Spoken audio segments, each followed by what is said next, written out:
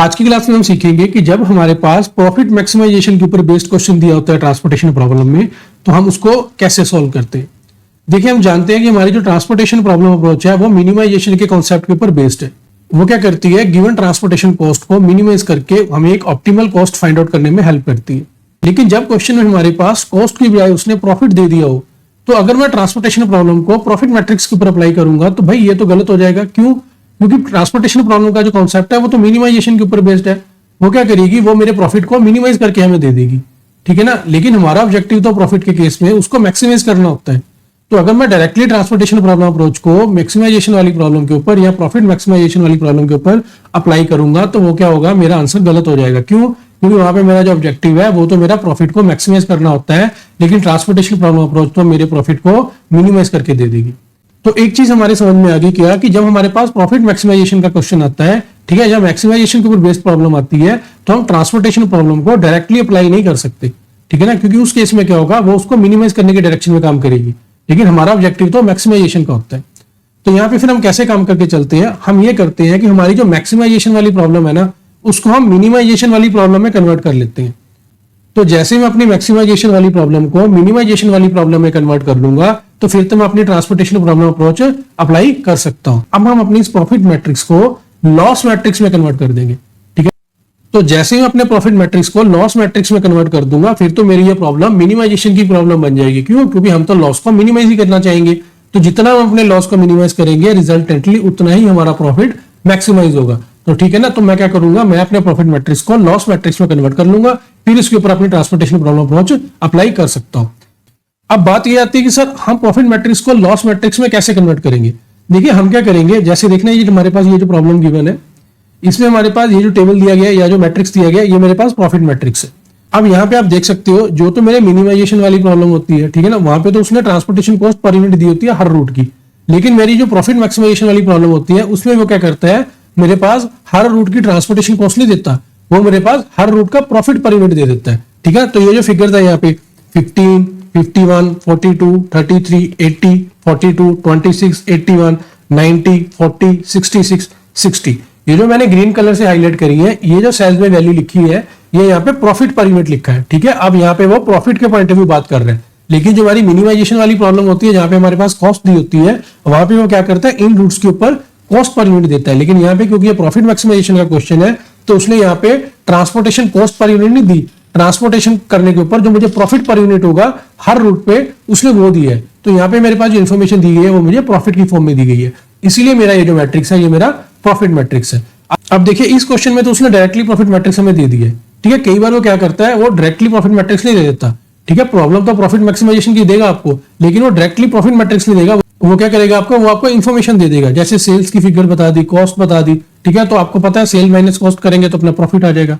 तो उस केस में आपको प्रॉफिट पर यूनिट कंप्यूट करना होगा हर रूट के ऊपर, ठीक है, और अकॉर्डिंगली अपने टेबल में वैल्यूज इंसर्ट करनी होगी। तो उन केसेस में आपको प्रॉफिट मैट्रिक्स बनाना होगा, ठीक है। तो प्रॉफिट मैट्रिक्स बनाने के बाद आप उसको लॉस मैट्रिक्स में कन्वर्ट कर दोगे, ठीक है। अब बात आती है कि सर अब हम इस प्रॉफिट मैट्रिक्स को लॉस मैट्रिक्स में कैसे कन्वर्ट करें। तो देखना हम क्या करेंगे, हमारे पास ये जो प्रॉफिट एलिमेंट्स दिए गए हैं, ठीक है, यहाँ मैं कहूँगी हमारे पास ये जो प्रॉफिट पर यूनिट दिए गए हैं, इनमें से हम हाईएस्ट एलिमेंट को सिलेक्ट कर लेंगे। हाईएस्ट एलिमेंट को सिलेक्ट करने का मतलब इन प्रॉफिट पर यूनिट की फिगर्स में से हम देखेंगे कि हाईएस्ट प्रॉफिट पर यूनिट कितनी अमाउंट है, ठीक है। उस अमाउंट को हम सिलेक्ट कर लेंगे या उस हाईएस्ट एलिमेंट को हम सिलेक्ट कर लेंगे, और उसमें से हम बाकी एलिमेंट्स को लेस करते जाएंगे, और अकॉर्डिंगली हमारा ये जो प्रॉफिट मैट्रिक्स है वो हमारा लॉस मैट्रिक्स में कन्वर्ट हो जाएगा, ठीक है। आइए इसको सॉल्व करके देखते हैं, आपको इससे ज्यादा क्लैरिटी आएगी। आप देखना यहाँ पे हमारे पास ये जो प्रॉफिट एलिमेंट्स दिए गए हैं, इसमें से हाईएस्ट एलिमेंट कौन सा है, ये 90 रुपीज, ठीक है ना। ये जो 15, 51, 42, 33, 80, 42, 26, 81, 90, 40, 66, 60, ये जो सारी प्रॉफिट्स की फिगर्स हैं,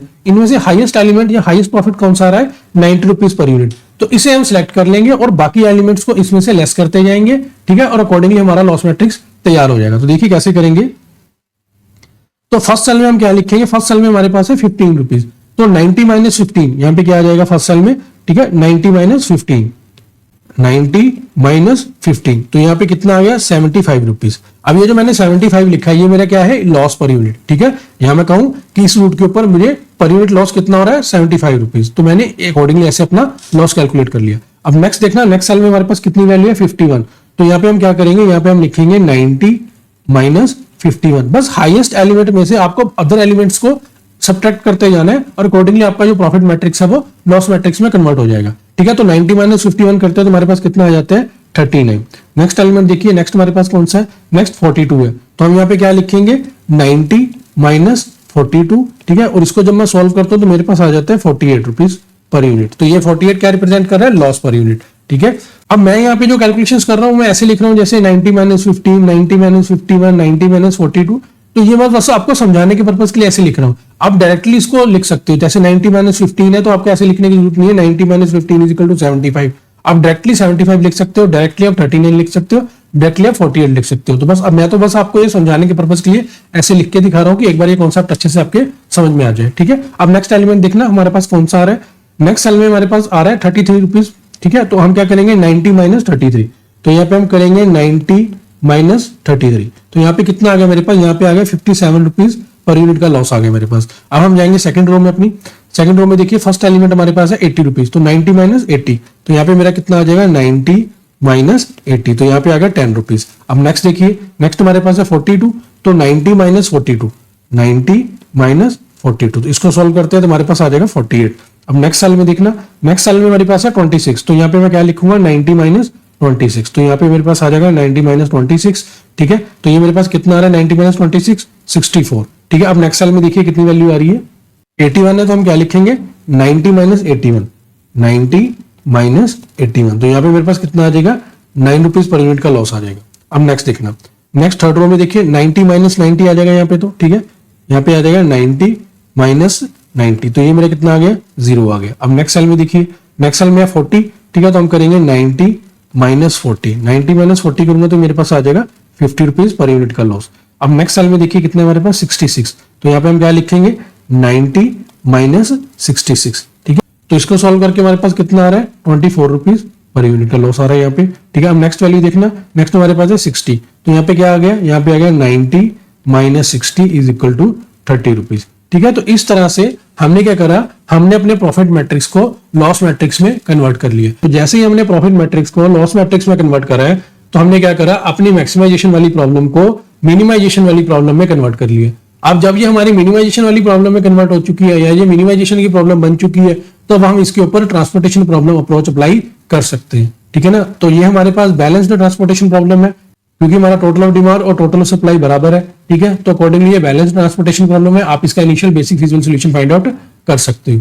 ठीक है, तो पहला काम हमें क्या करना होता है, प्रॉफिट मैक्सिमाइजेशन वाली प्रॉब्लम में हमें प्रॉफिट मैट्रिक्स को लॉस मैट्रिक्स में कन्वर्ट करना होता है। वो किस लिए करते हैं, ताकि हमारी जो मैक्सिमाइजेशन वाली प्रॉब्लम है वो हमारी मिनिमाइजेशन वाली प्रॉब्लम में कन्वर्ट हो जाए। ठीक है, और जैसे वो मिनिमाइजेशन वाली प्रॉब्लम में कन्वर्ट होती है तो अकॉर्डिंगली हम अपनी ट्रांसपोर्टेशन प्रॉब्लम अप्रोच अप्लाई कर सकते हैं। ठीक है ना, उसमें तो अब इससे आगे तो हम अपनी ट्रांसपोर्टेशन प्रॉब्लम अप्रोच अप्लाई कर सकते हैं। देखिए, टाइम सेव करने के लिए मैंने इनिशियल बेसिक फिजिबल सॉल्यूशन पहले ही कैलकुलेट करके रखा हुआ है। मैंने वैम मेथड से कैलकुलेट करा इस इनिशियल बेसिक फिजिबल सॉल्यूशन को। ठीक है, अगर आपको वैम मेथड नहीं आता या वैम मेथड की एप्लीकेशन में कोई डाउट है, ठीक है, तो मैंने डिस्क्रिप्शन में प्लेलिस्ट का लिंक दिया हुआ है, वहां पे मैंने वैम के रिगार्डिंग डिटेल लेक्चर अपलोड किया हुआ है, आप उसे रेफर कर सकते हो।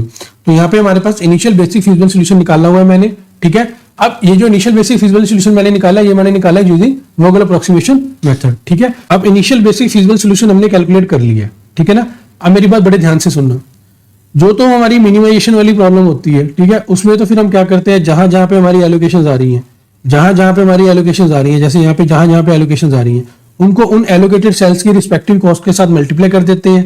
ठीक है ना, बाद में सबका टोटल कर देते हैं तो हमारे पास क्या आ जाती है, मिनिमम ट्रांसपोर्टेशन कॉस्ट आ जाती है।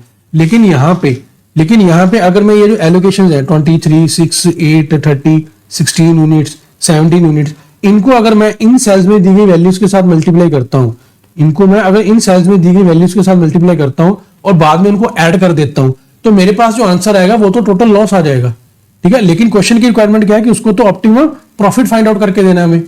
तो बस यहीं पे आपको ध्यान रखना है, क्या ध्यान रखना है, जब मैं मैक्सिमाइजेशन वाली प्रॉब्लम को मिनिमाइजेशन वाली प्रॉब्लम में कन्वर्ट कर लेता हूं, तो उसके बाद जब मैं अपनी ट्रांसपोर्टेशन प्रॉब्लम अप्रोच अप्लाई करता हूं तो सारा काम वैसे ही चलता रहता है जैसे हमने नॉर्मली मिनिमाइजेशन के कॉन्सेप्ट में करा होता है। ठीक है, लेकिन लास्ट में जब मेरा इनिशियल बेसिक फिजिबल सॉल्यूशन आ जाता है और मुझे फाइनल आंसर देना होता है, तो फाइनल आंसर के लिए ये जो मेरी एलोकेटेड क्वांटिटीज है ना, इनको जो मैं मल्टीप्लाई करता हूं ना, इनको मैं मल्टीप्लाई करता हूं ओरिजिनल सेल की वैल्यूज के साथ। इनको किसके साथ मल्टीप्लाई करता हूं, ओरिजिनल सेल की वैल्यूज के साथ। जैसे फर्स्ट रो में ये जो मेरी 23 यूनिट्स की एलोकेशन आ रही है, इसको मैं 39 के साथ मल्टीप्लाई नहीं करूंगा, मैं क्या करूंगा, ओरिजिनल टेबल देखूंगा। मैं ओरिजिनल टेबल में देखूंगा, ओरिजिनल टेबल में देखूंगा यहाँ पे 39 रुपीज का ये जो लॉस मैंने इस टेबल में लिखा है, ओरिजिनल टेबल में 39 रुपीज के लॉस की जगह पे प्रॉफिट की अमाउंट कितनी है, जैसे देखना यहाँ पे प्रॉफिट की अमाउंट कितनी है, यहाँ पे प्रॉफिट की अमाउंट है 51। तो फिर मैं क्या करूंगा, फिर मैं जब मैं ऑप्टिमम प्रॉफिट निकालूंगा ना, तो 23 यूनिट्स इंटू 39 के साथ मल्टीप्लाई नहीं करूंगा, क्योंकि 39 तो लॉस है। मैं किसके साथ मल्टीप्लाई करूंगा, ओरिजिनल वैल्यू के साथ, क्योंकि ओरिजिनल वैल्यू यहाँ पे कितनी थी, 51 रुपीज, और वो भी क्या 51 रुपीज प्रॉफिट पर यूनिट। तो 23 units into ₹51 profit per unit plus. अब नेक्स्ट यहाँ पे हमारे पास कोई एलोकेशन नहीं है, सेकंड रो में देखना। अब सेकंड रो के फर्स्ट सेल में एलोकेशन है कितनी, 6 यूनिट की। अब ये जो 6 यूनिट है, क्या इसको मैं इसे 10 रुपीज के साथ मल्टीप्लाई करूंगा, बिल्कुल भी नहीं, क्योंकि 10 रुपीज तो लॉस है। मैं देखूंगा कि जो मेरा ओरिजिनल टेबल है उसके सेकंड रो के फर्स्ट सेल में प्रॉफिट की वैल्यू कितनी दी गई है, ठीक है। जहां पे देखेंगे कितनी दी गई है, यहाँ पे हमारे पास वैल्यू दी गई है प्रॉफिट की 80 रुपीज। तो इसका मतलब अब मुझे क्या करना है, मुझे ये जो 6 यूनिट है ना, इसको मल्टीप्लाई करना है 80 रुपीज के प्रॉफिट के साथ, ठीक है। तो ये मेरा यहाँ पे ऐसे आ गया। अब नेक्स्ट देखना, अब सेकंड रो के सेकंड सेल में एलोकेशन है कितनी, 8 यूनिट्स की। तो यहाँ पे लिख देंगे 8 यूनिट, ठीक है। अब 48 के साथ मल्टीप्लाई नहीं करना, क्यों, क्योंकि 48 तो लॉस पर यूनिट है। अगर मैं 8 को 48 के साथ मल्टीप्लाई कर दूंगा तो मेरे पास तो इस रूट का लॉस आ जाएगा, लेकिन मेरे को तो इस रूट का प्रॉफिट चाहिए। क्यों, क्योंकि भाई मेरी जो रिक्वायरमेंट है वो ऑप्टिमम प्रॉफिट फाइंड आउट करने की है, मुझे तो अपने प्रॉफिट को मैक्सिमाइज करना है ना। तो अब मुझे फाइनल आंसर तो प्रॉफिट के पॉइंट ऑफ व्यू देना है, ठीक है। तो यहाँ पे हम क्या करेंगे, ये जो मेरा 8 यूनिट है, हम देखेंगे कि जो मेरा सेकंड रो है उसके सेकंड सेल में यहाँ पे प्रॉफिट की वैल्यू कितनी लिखी है। तो देखेंगे ओरिजिनल टेबल में कितनी लिखी है, ओरिजिनल टेबल में यहाँ पे है 42 रुपीज का प्रॉफिट। तो मैं क्या करूंगा, ये जो मेरे 8 यूनिट है इनको मल्टीप्लाई कर दूंगा 42 रुपीज के प्रॉफिट के साथ, ठीक है। तो यहाँ पे मेरे पास इस रूट का प्रॉफिट आ गया। नेक्स्ट देखो, थर्ड सेल में कोई एलोकेशन नहीं है, सेकंड रो के फोर्थ सेल में एलोकेशन है कितने यूनिट की, 30 यूनिट्स की। तो यहाँ पे 30 यूनिट्स की एलोकेशन है, तो यहाँ पे लिख देंगे 30 यूनिट। अब सेकंड रो के फोर्थ सेल की मुझे प्रॉफिट की वैल्यू चाहिए, तो मैं कहां से लूंगा, ओरिजिनल टेबल से। कहां से लूंगा, ओरिजिनल टेबल से। तो यहाँ पे कितनी वैल्यू है, 81 रुपीज। तो मैं क्या करूंगा, इसको 81 रुपीज के साथ मल्टीप्लाई कर दूंगा, तो यहाँ पे आ जाएगा 30 इंटू 81, ठीक है। तो सेकंड रो का काम भी खत्म हो गया। थर्ड रो के फर्स्ट सेल में एलोकेशन है कितनी, 17 यूनिट की। तो इसको मल्टीप्लाई करना है किसके साथ, थर्ड रो के फर्स्ट सेल के प्रॉफिट की वैल्यू के साथ। अब थर्ड रो के फर्स्ट सेल में कितनी प्रॉफिट की वैल्यू कहां से पता चलेगी, ओरिजिनल टेबल से। तो कितनी है, 90 रुपीज, ठीक है। तो यहाँ पे आप लिख देंगे 90 रुपीज। तो 17 इंटू 90, ठीक है। तो ये इस रूट का प्रॉफिट आ गया। नेक्स्ट देखना, थर्ड रो के सेकंड सेल में कोई एलोकेशन नहीं है, थर्ड रो के थर्ड सेल में एलोकेशन है कितनी, 16 यूनिट्स की। तो यहाँ पे हमारे पास आ जाएगा 16 यूनिट, ठीक है। अब थर्ड रो के थर्ड सेल में प्रॉफिट की वैल्यू क्या है, ओरिजिनल टेबल से देखेंगे। थर्ड रो के थर्ड सेल में प्रॉफिट की वैल्यू है 66 रुपीज। तो मैं क्या करूंगा, इसको 66 रुपीज के साथ मल्टीप्लाई कर दूंगा। यहाँ पे हम कर देंगे फिर ऐड, ठीक है। अब नेक्स्ट देखना, नेक्स्ट हमारे पास कोई एलोकेशन नहीं है, तो भाई इसका काम तो फिर खत्म हो गया। अब मैं क्या करूंगा, अब मैं जब इसको सॉल्व करूंगा, ठीक है, जब मैं इसको सॉल्व करूंगा तो यहाँ पे सॉल्व करके मेरे पास कितना आता है, इसको सॉल्व करके मेरे पास आता है 7005 रुपीज। तो ये मेरे पास क्या आ गया, ये मेरे पास आ गया मेरा ऑप्टिमम प्रॉफिट, ठीक है। तो प्रॉफिट मैक्सिमाइजेशन वाली प्रॉब्लम हम क्या करते हैं, सबसे पहले अपने प्रॉफिट मैट्रिक्स को लॉस मैट्रिक्स में कन्वर्ट करते हैं। जैसे वो लॉस मैट्रिक्स में कन्वर्ट होता है तो मेरा मैक्सिमाइजेशन वाली प्रॉब्लम किस में कन्वर्ट हो जाती है, मिनिमाइजेशन वाली प्रॉब्लम में कन्वर्ट हो जाती है। और जब वो मेरी मिनिमाइजेशन वाली प्रॉब्लम में कन्वर्ट हो जाती है तो अकॉर्डिंग में अपनी ट्रांसपोर्टेशन प्रॉब्लम अप्रोच अप्लाई कर सकता हूं। तो मिनिमाइजेशन प्रॉब्लम के केस में हम कैसे करते हैं अप्लाई, वो सारे कॉन्सेप्ट्स तो वही रहने वाले हैं जो हम अब तक करते हैं सभी क्वेश्चंस में। बस एक चीज आपको खास ध्यान रखनी है कि जब लास्ट में आपने फाइनल आंसर देना है ना, तो जो मेरी एलोकेशंस है, तो उन एलोकेशंस को उन एलोकेटेड सेल्स में जो वैल्यूज लिखी है, ठीक है, जो अमाउंट लिखी है उसके साथ मल्टीप्लाई नहीं करना। क्यों, क्योंकि भाई वो तो लॉस की फिगर्स हैं और हमें आंसर देना होता है प्रॉफिट के टर्म में। तो फिर हम क्या करते हैं, हमारे पास जिन जिन सेल्स में एलोकेशंस आ रही हैं उन एलोकेटेड सेल्स को हम ओरिजिनल टेबल में देखते हैं कि भाई उन सेल्स में प्रॉफिट पर यूनिट की अमाउंट कितनी दी गई है। उन अमाउंट्स को फिर हम उन एलोकेटेड सेल्स में जो क्वांटिटी एलोकेट की गई है उनके साथ मल्टीप्लाई कर देते हैं, बाद में सबको ऐड कर देते हैं, तो हमारे पास टोटल प्रॉफिट या ऑप्टिमम प्रॉफिट निकल के आ जाता है। अब सर अगर हमने इसमें ऑप्टिमलिटी टेस्ट भी लगाना होता तो फिर हम क्या करते, तो कोई दिक्कत नहीं है। अगर हमने ऑप्टिमलिटी टेस्ट भी लगाना होता तो फिर ये जो हमारा टेबल है हमने इसी टेबल को यूज करना था लॉस वाले को, इसी के ऊपर हमने अपना ऑप्टिमलिटी टेस्ट लगाना था। मोदी मेथड लगाते हैं, स्टेपिंग स्टोन मेथड लगाते हैं, जो भी हमने लगाना है, ठीक है। बस उसमें भी हमने यही करना है कि जब हमने फाइनल आंसर देना है, जब हमने फाइनल आंसर देना है तो टेबल कौन सा यूज करना है, ओरिजिनल टेबल, ठीक है। जैसे यहाँ पे हमने जब फाइनल आंसर देना था तो कौन सा टेबल यूज करा, ओरिजिनल टेबल, तो अकॉर्डिंगली वहां पे भी वैसे करेंगे, ठीक है। कुछ भी इसमें अलग नहीं है, बस आपको दो बातें ध्यान रखनी है। पहली बात, प्रॉफिट मैट्रिक्स को लॉस मैट्रिक्स में कन्वर्ट करना है, और दूसरी बात, जब फाइनल आंसर देना है ना तो एलोकेशंस को किसके साथ मल्टीप्लाई करना है, ओरिजिनल टेबल की वैल्यूज के साथ, ठीक है। बाद में उनको ऐड कर देंगे तो हमारे पास क्वेश्चन की रिक्वायरमेंट के अकॉर्डिंग ऑप्टिमम प्रॉफिट आ जाएगा, ठीक है। तो ये था सारा हमारा कॉन्सेप्ट कि कैसे हम मैक्सिमाइजेशन वाली प्रॉब्लम को मिनिमाइजेशन वाली प्रॉब्लम में कन्वर्ट करके अपनी ट्रांसपोर्टेशन प्रॉब्लम अप्रोच को अप्लाई करते हैं। तो होपफुली आपको सारी चीजें अच्छे समझ में आ गई होगी। मिलते हैं नेक्स्ट क्लास में। Thanks for watching.